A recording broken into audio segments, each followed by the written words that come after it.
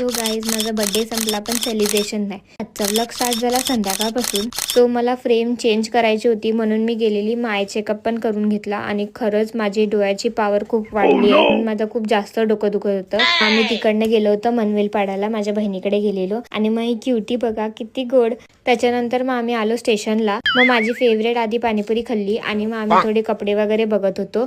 10 ते 15 दुकान फिरल्यानंतर आम्ही आलो घरी. सो आम्ही घरी आलो, चेंज वगैरे केला आणि मग आम्ही गेलो होतो जेवायला, कारण बर्थडे संपलाय पण सेलिब्रेशन नाही. तर आम्ही गेलेलो लेडी गार्डन मध्ये डिनर करायला. तर आम्ही तिकडे गेलो पटकन आणि भाई एवढं भारी वाटत होतं. एंट्रन्सच एवढी भारी होती. आम्ही ऑर्डर वगैरे दिली आणि मग आम्ही वेट करत होतो आमची ऑर्डर येण्यासाठी. मग पहिला स्टार्टर आम्ही मसाला पापड आणि चिकन चिली मागवलेली आणि भाई हे जे रेड कलरचं बीटरूटचं बनवलेलं एकदम भारी होतं आणि मग ते आमचं जेवण पण आलं होतं.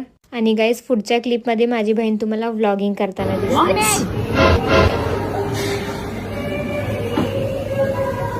सो गाईज मितालीकडनं हे संपत नाही आहे, पोट भरलेलं आहे आणि हे पण आलेलं आहे. कसं खाणार?